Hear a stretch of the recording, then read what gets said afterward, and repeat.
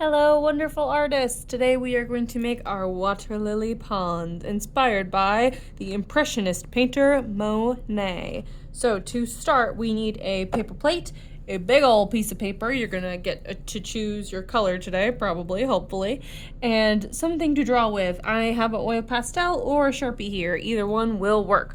So to start, I'm gonna put my paper plate on my paper somehow, some way, and I'm gonna trace it. So I'm gonna hold it down with one hand. I'm gonna trace around under my arm. All right, ta-da. So now I have my paper plate. Over here, not in my circle, over here, I'm gonna write my name. So I know this one's mine. All right, I got my name on it and I got my circle. Now, inside my circle, I need to paint my water. Now, looking at the awesome texture and different shades of color, you can see that I used multiple different colors to make this water look more impressionistic, more like it's really moving. So I'm going to undo this little paper plate. So I've got three colors on here. I've got white, I've got teal, and I have dark blue.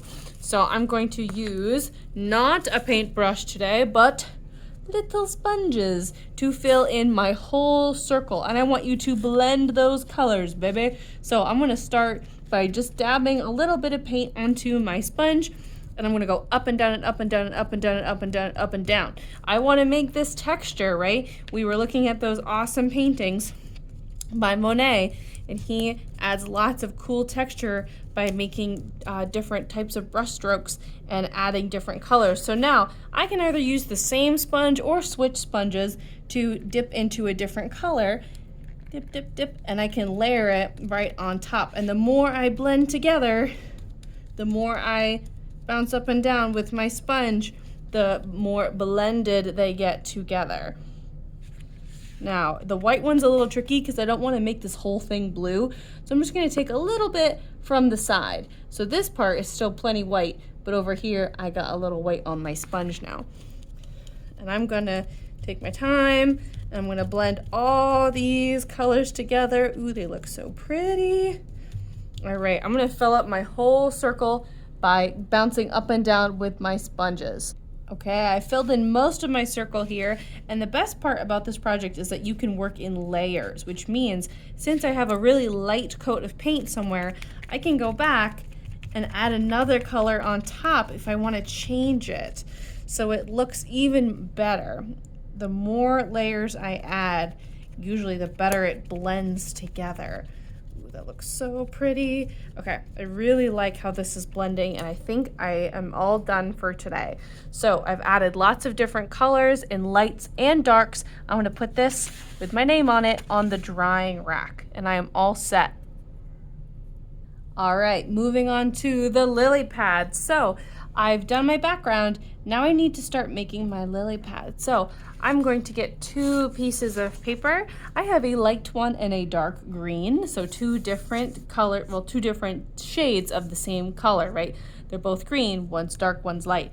So now I'm going to use my oil pastels, ta-da, to color, oh, some of these are all mixed up. I'm gonna organize them, to draw on all my different lily pads. So when I draw a lily pad, it's pretty much the same shape every time, but I'm making it a little bigger, a little smaller. You'll see. Here we go. So let's start with the dark green paper. I'm gonna use a blue oil pastel first. So I'm gonna make almost a whole circle. Not quite. I'm gonna leave a little bit of a gap, and then I'm gonna make a triangle. Ta-da! It kind of looks like Pac-Man, if you guys have ever played the game Pac-Man. All right, let's see. I'm gonna use a white one now. I can fit two lily pads on both pieces of paper, so I'll have 4. You could make more if you want to.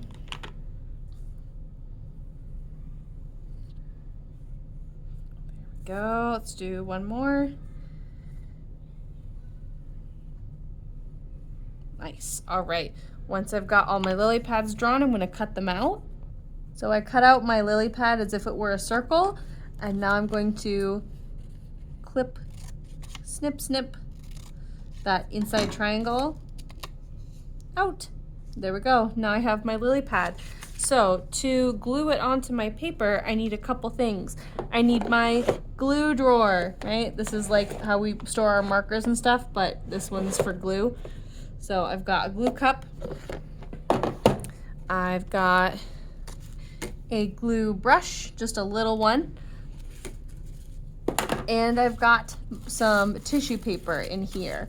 I'm gonna make some flowers too. So let me grab my artwork.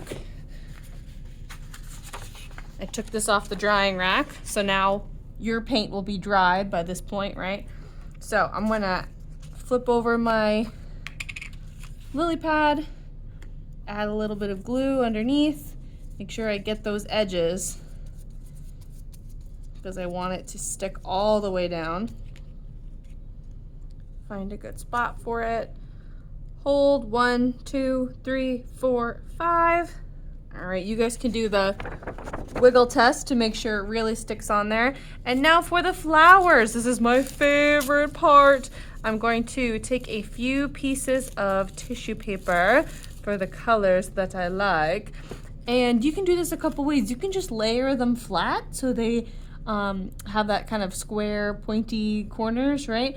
Or I like to crinkle them up a little bit, right? So they have some more texture to them.